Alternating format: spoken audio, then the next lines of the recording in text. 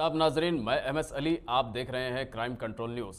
आइए देखते हैं आज की खास खबर। आज जो है हमारे तेलंगाना के होम मिनिस्टर जनाब महमूद अली साहब का मस्जिद एक खाना अंबरपेट जो 3 दिन कबल बल्दिया की तरफ से डेमोलिशन हुआ उस पर उनका बयान आया और उन्होंने वाज़ेह कर दिया कि उसी मुकाम पर मस्जिद बनने वाली नहीं है, किसी दूसरे मुकाम पर गवर्नमेंट लैंड पे मस्जिद बनाकर वो देंगे।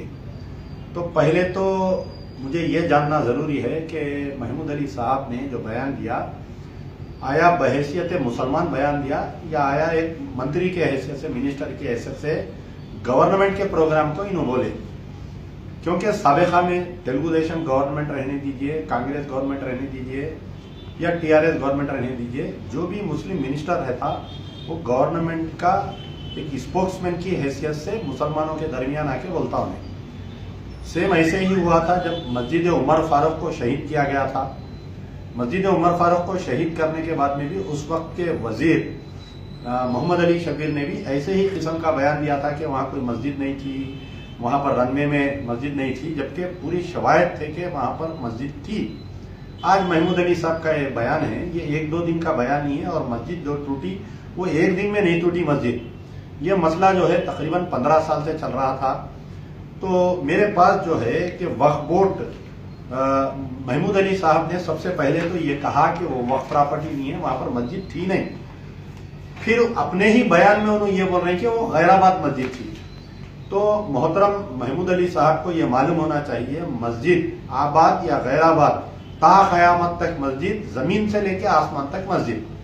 और शरीयत में मस्जिद को हटाने की कोई गुंजाइश नहीं, दूसरे मुकाम पर बनाने की कोई गुंजाइश नहीं, कंपनसेशन लेने की कोई गुंजाइश नहीं।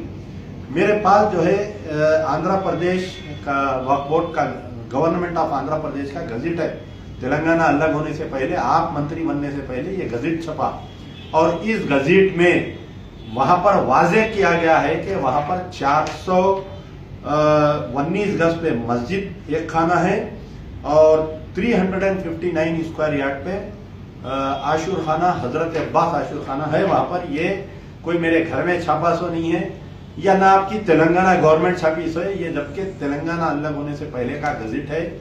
महमूद अली साहब, आपके आंख में अगर मोतिया आ गया है तो आप उसका आंख का ऑपरेशन कराइए और इस गजट की कॉपी को देखिए। अब दूसरी चीज ये है कि मस्जिद को जो तोड़ा गया वो 1 दिन या 2 दिन की साजिश नहीं है, कई दिनों से साजिश चलते आ रही है। Shahnawaz Kasim, chief executive officer government Telangana Waqf board ने बाज़ाब्ता, क्योंकि IPS ऑफिसर जो होता है काबिल तरीन ऑफिसर होता है, तो उन्होंने बलदिया जिस वक्त ये मस्जिद तोड़ने की कोशिश कर रही थी, दाना किशोर कमिश्नर साहब को एक लेटर लिखा।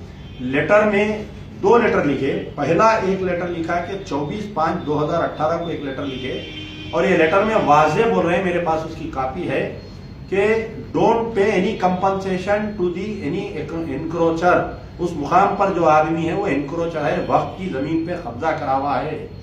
दूसरी चीज ये बोल रहे हैं कि वक्त प्रॉपर्टी है, ये मस्जिद है, ये अल्लाह का घर है, इसको नहीं तोड़ सकते। ये शाहनवाज कासिम ने लेटर में लिखा और एक लेटर नहीं लिखे, एक लेटर लिखे 24/5/2018 को, दूसरा लेटर लिखे 18/6/2018 को। तो ये जो है आप ही की गवर्नमेंट के, आप ही के गवर्नमेंट के चीफ एग्जीक्यूटिव ऑफिसर, एक IPS ऑफिसर शाहनवाज कासिम ने लेटर लिखा।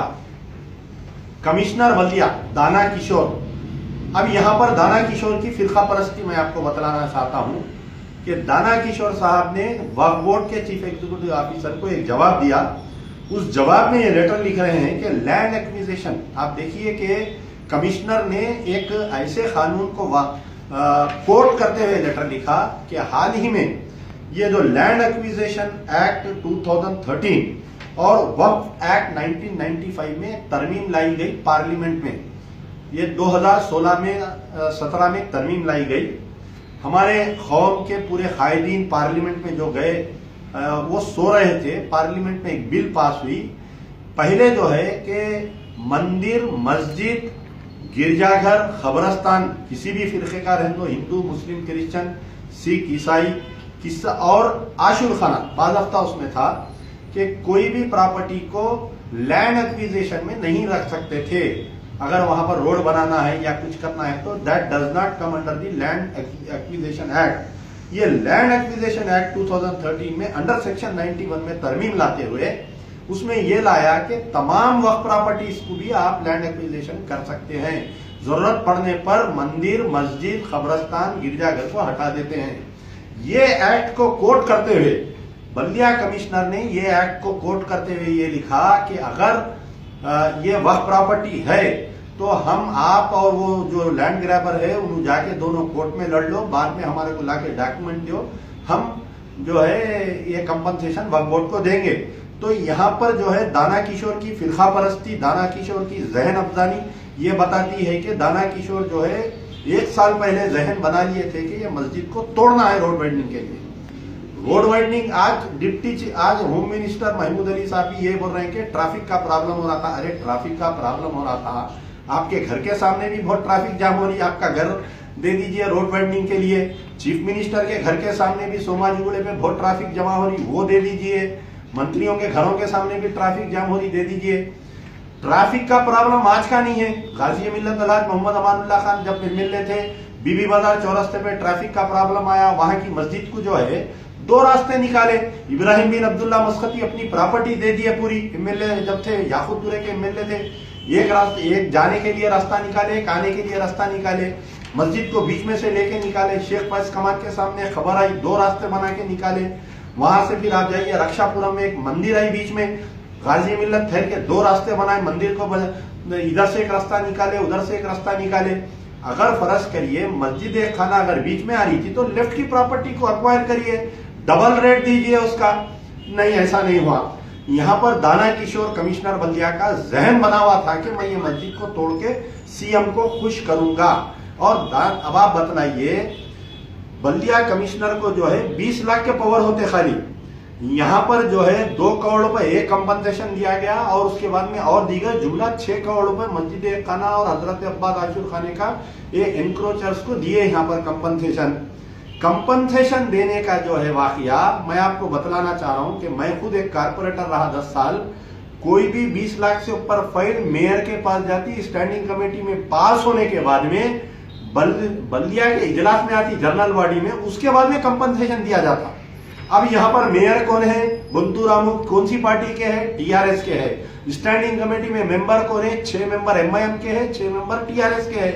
पूरी स्टैंडिंग कमेटी में ये मस्जिद को तोड़ने का रेजोल्यूशन पास करें, उसके बाद में कंपनसेशन का करें, फिर काउंसिल की जनरल बॉडी में इसको पास करके बाद में इसको तोड़े, बाद में इसको ये लेके आ रहा है। तो क्या पूरे मजलिस के कारपोरेटर्स, टीआरएस के बुंतू राममोहन सो रहे थे, बाबा फसीउद्दीन सो रहे थे, टीआरएस के पूरे कारपोरेटर सो रहे थे? ये नहीं बोले कि भाई ये मस्जिद की जगह कैसा रोड वाइडनिंग में लेते, ये आशुर खाने की जगह कैसा रोड वाइडनिंग में लेते। और जबकि वाजे है कि शाहनवाज हुसैन 1 मरतबा नहीं 2 मरतबा बल्दिया कमिश्नर को लेटर लिख रहे, उसके बावजूद उसको कंपनसेशन दे दिए। ये आया वहां पर एक सत्तार बोल के एक असिस्टेंट सिटी प्लानर है, पहले उन असिस्टेंट सिटी प्लानर थे, चीफ सिटी प्लानर हुए, रिटायर्ड होने के बाद में फिर उनके सर्विसेज लिए। ये शख्स एक नोट लिखता है कि हम जो है फलाने एक्ट के तहत हम मस्जिद ले सकते। ये सत्तार जो है जब से सेक्शन ऑफिसर था, इसका काम ही है सिर्फ मस्जिदों को डैमेज करना, कब्रिस्तानों के खिलाफ में रिपोर्टा देना। ऐसे शख्स को रिटायरमेंट के बाद में कंपनसेटेड ग्राउंड पे लिए और वो 70 ठहर के पूरा प्लान जमा के, क्योंकि जब तक अपना आदमी कोई अखियार को जाके नहीं बोलता ऐसा करो उतनी हिम्मत नहीं होती। तो कमिश्नर की हिम्मत हुई है 70 के बोलने पर, और बाद में भारी पुलिस को बुलाए। 2 दिन पहले रात में पुलिस को बुलाए, पूरा अंबरपेट पुलिस स्टेशन को अलर्ट करे, पूरा इंटेलिजेंस को, स्पेशल ब्रांच को अलर्ट करके मस्जिद तोड़ दिए। मस्जिद तोड़ने के बाद में आज 3 दिन हो गया।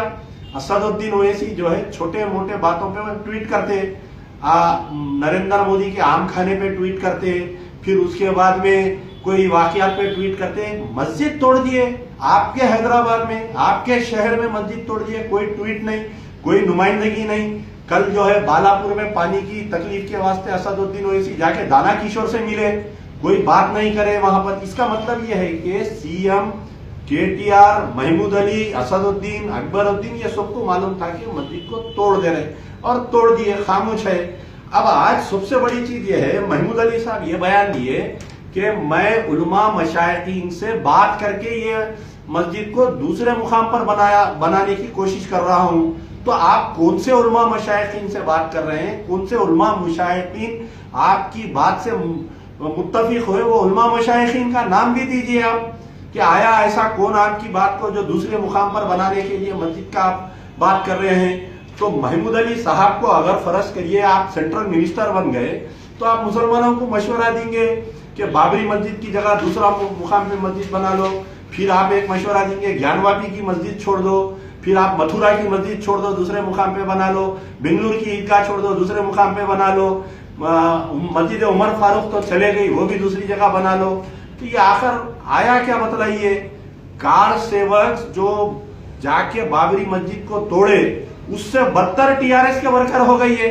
आज मुस्लिम सर में जितने बाल है, मैं 12 कह रहा हूं कि टीआरएस के मुसलमान उतने मुसलमान हैं। जब महमूद अली बयान दे रहे थे, बाजूक में हमारे साबिका वक्फ बोर्ड चेयरमैन मोहम्मद सलीम साहब है, उन्होंने मुंडी हिला रहे बयान को। कल एक बयान दिए सलीम साहब, ये बोल रहे कि नहीं मैं मस्जिद उसी मुकाम पर बनाऊंगा। आया आप किस हैसियत से बयान दिए? आपका चेयरमैन का टर्म कंप्लीट हो गया, आपका एमएलसी का टर्म कंप्लीट हो गया, आप हज हाउस में आए कैसा, आप वक्फ बोर्ड पे बैठे कैसा, आप बयान दिए कैसा, मुसलमानों को आप बेवकूफ बना के चले गए।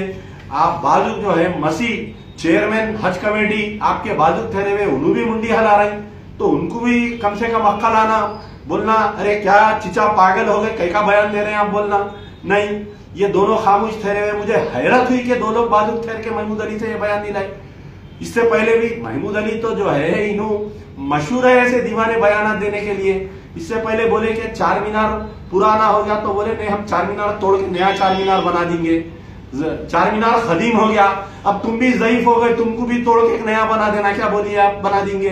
तो ये ऐसे बयान जो है कौम रूलिंग पार्टी जो है ऐसे बेवकूफ इंसानों को गद्दी पे बिठाती ताकि इनको आईएएस ऑफिसर बेवकूफ बना दिए।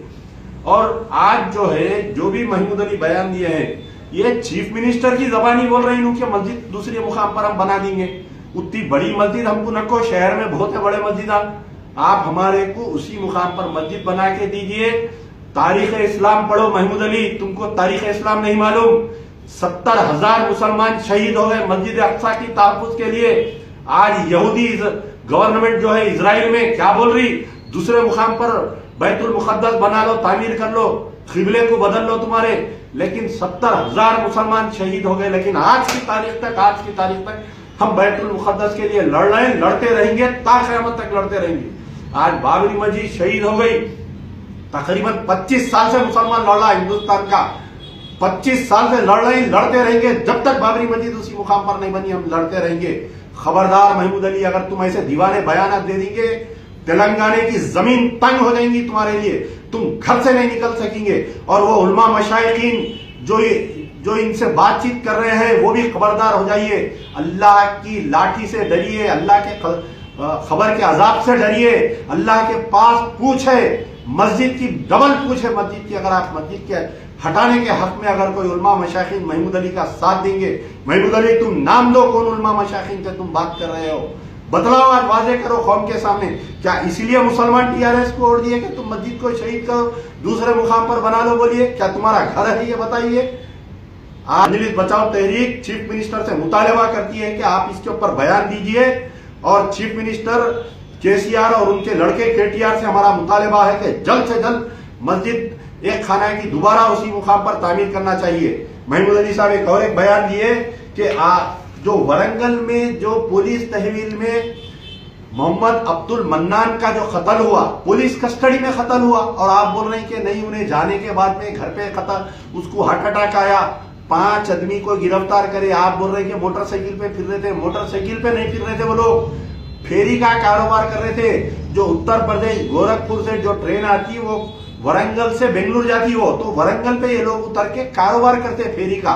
एक टीआरएस कारपोरेटर के घर में थे, सीसीएस वरंगल इनको उठाई, पहले इनको पुलिस स्टेशन लेकर गई, वहां पर जाने के बाद में इनको जो है पूरी तहकीकात करी, फिर दूसरे पुलिस स्टेशन लेके गए, इनके कपड़े उतारे, इनकी चेकिंग करे, इनका आधार कार्ड देखे, इनके घर में, इनके कमरों में जाके चेकिंग करे, उसके बाद में इनके साथ सख्ती करे। और एक आदमी की तबीयत खराब हुई, मोहम्मद अब्दुल मन्नान की, उसमें पुलिस स्टेशन में उन्हें दम तोड़ दिया अंदर सीसीएस में। शर्म आनी चाहिए महमूद अली को। आपको इससे पहले आलेर एनकाउंटर के मसले पर भी आप ऐसे ही करे, किशनबाग राइट्स के मसले पर भी आप ऐसे ही करे, आपके जो आर्मी गरिसान में जो बच्चे को जला दिया उसमें भी ऐसी करे।